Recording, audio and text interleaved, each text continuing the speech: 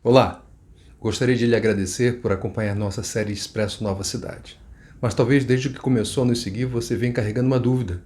Por que o Expresso se chama Nova Cidade? É bem simples. Essas reflexões são parte das ações de divulgação do projeto de plantação de uma nova igreja aqui em São Paulo, no bairro de Interlagos. O nome dessa igreja é a Igreja Batista Nova Cidade, ou simplesmente Nova. Meu nome é Abner Fortes e eu sou o pastor plantador desta igreja. Se você quiser saber mais informações a respeito dela, fique totalmente à vontade para acessar o link que está na descrição deste vídeo aqui. Não deixe de dar aquela conferida lá, ok? Quem sabe depois de assistir ao vídeo, você não se interessa ainda mais pelo nosso projeto ao ponto de se tornar um parceiro nosso, hein? Se isso acontecer, será uma enorme honra para nós. Pedro está na casa de Cornélio. Do ponto de vista da cultura judaica, a atitude do apóstolo era escandalosa e reprovável. Mas Pedro rompe com os costumes judaicos porque lhe fora ensinado por Deus que aquela cultura não correspondia ao espírito do Evangelho. Pedro reconhece isso e deixa de seguir aquele aspecto pecaminoso da cultura judaica para seguir a cultura santa e segura do Senhor.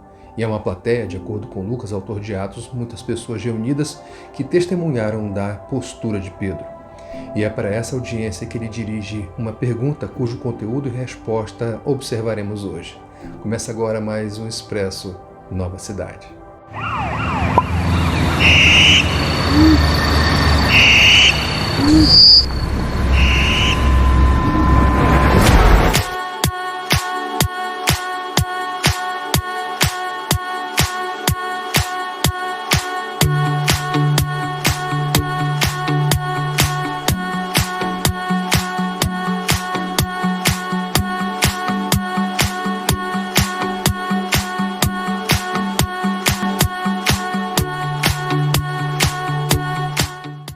O texto de hoje ainda se encontra no bloco que intitulei de Terceiro Movimento dentro do capítulo 10 de Atos dos Apóstolos, de Jope para Cesareia.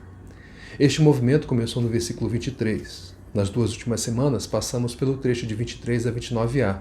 Agora vamos para o trecho de 29b a 33, que diz assim: Posso perguntar por que vocês me mandaram buscar? Cornélio respondeu: Há 4 dias eu estava em minha casa orando a esta hora, às 3 horas da tarde.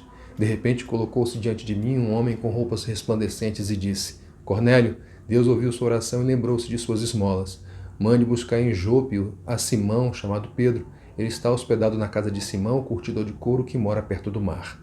Assim, mandei buscar-te imediatamente e foi bom que tenhas vindo. Agora estamos todos aqui na presença de Deus para ouvir tudo o que o Senhor te mandou dizer-nos. A pergunta que Pedro fez foi muito simples, mas ao mesmo tempo estranha. Estranha porque ele já tinha feito essa pergunta para os servos de Cornélio quando eles o encontraram. Naquela ocasião, Pedro quis saber o motivo de estar sendo procurado, e a resposta foi basicamente a mesma que Cornélio deu aqui. Será que Pedro não estava confiando no que os servos de Cornélio disseram? E se ele não confiou, estaria ele agora aproveitando a oportunidade para confirmar ou derrubar a sua desconfiança?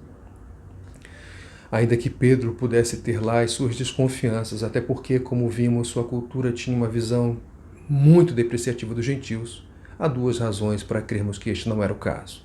A primeira, Pedro já tinha sido convencido por Deus do seu erro, o que testemunhou abertamente na casa de Cornélio.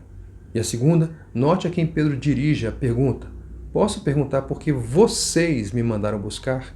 Em princípio, a informação que Pedro tinha era de que Cornélio o havia mandado chamar. Mas quando Pedro chega na casa do centurião, há uma plateia, parentes e amigos íntimos, muitas pessoas reunidas ali. Logo, o cenário estava comunicando que não somente Cornélio, mas todos os presentes tinham uma razão comum para estarem ali e Pedro legitimamente queria saber qual era ela. Cornélio assume então o papel de porta-voz do grupo, pois ele toma a dianteira e responde. Nada mais natural, afinal, fora Cornélio que convidou todo aquele pessoal. Sua resposta consistiu de um resumo da visão que tivera e da ordem que recebera do anjo de chamar Pedro para falar-lhes. Essa foi a resposta, dela vou extrair 5 observações práticas, das quais 2 apresentarei hoje e as outras 3 no Expresso da semana que vem, o 1º de 2022. Observação 1. A razão de Cornélio se tornou a razão dos seus convidados. Ele respondeu em nome de todos. E claro, isso aconteceu porque Cornélio, ao fazer o convite, apresentou o motivo da reunião, de modo que o comparecimento dos seus convidados era uma prova indiscutível de que a influência de Cornélio surtiu efeito. Se a visão de Cornélio o levou a influenciar outras pessoas, por que a revelação que Deus nos deu em Cristo não nos leva a sermos poderosas influências na sociedade que estamos? Precisamos avaliar. Será que estamos guardando de forma egoísta o tesouro que recebemos? Ou será que estamos temendo o que os outros vão pensar de nós ao tentarmos exercer nossa influência? Nos dois casos, precisamos pedir perdão a Deus. No primeiro, por causa de egoísmo e falta de compaixão pelos perdidos. No segundo, porque estamos temendo mais aos homens do que a Deus. Nós mostramos muita empolgação com as propostas disseminadas neste mundo, especialmente quanto a sermos protagonistas em nossa geração. Sim, eu sei que Cornélio não era um discípulo de Jesus neste momento ainda, mas mesmo não sendo, ele assumiu a frente e falou em nome de um grupo que indiscutivelmente estava sob a sua influência. Assim, feita essa ressalva, que tal nos deslumbrarmos com este tipo de protagonismo que nos leva a assumir a dianteira da influência do Evangelho sobre aqueles que fazem parte da nossa rede de relacionamentos? Pode ter certeza que Deus se agradará se decidir se envolver com este tipo de protagonismo. Segunda observação, a oração de Cornélio foi respondida. Há um portanto que a NVI suprimiu e que está presente no texto grego original. Este portanto está entre duas frases ditas por Cornélio. Cornélio, Deus ouviu sua oração e lembrou-se de suas esmolas.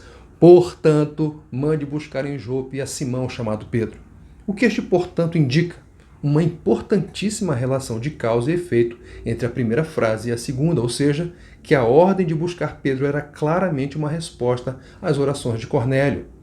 Nós devemos apresentar e aprender aqui a levar mais a sério as orações que fazemos. Não sabemos quais eram os pedidos que Cornélio fazia para Deus, mas o fato de Deus ter respondido a eles, mandando chamar Pedro, é uma indicação forte de que Cornélio queria ter acesso mais íntimo e conhecimento mais profundo a respeito do Deus com quem ele simpatizava. O que você tem pedido a Deus? Você crê que ele responde às suas orações? Se sim, peça também que o Senhor lhe dê sensibilidade e atenção para reconhecer as respostas que ele já tem lhe dado. Esse exercício é muito proveitoso, especialmente para aqueles que têm a tendência mais forte de se entristecerem pelos pedidos não respondidos, ao invés de se alegrarem pelos pedidos que Deus já respondeu e que devem encorajar nossa espera confiante pelas respostas que Ele, a seu tempo, nos dará. Essas são as duas primeiras observações práticas extraídas da resposta de Cornélio. As outras três serão assuntos do nosso próximo encontro na quarta-feira que vem, ok? Então, até lá, gente! Tchau!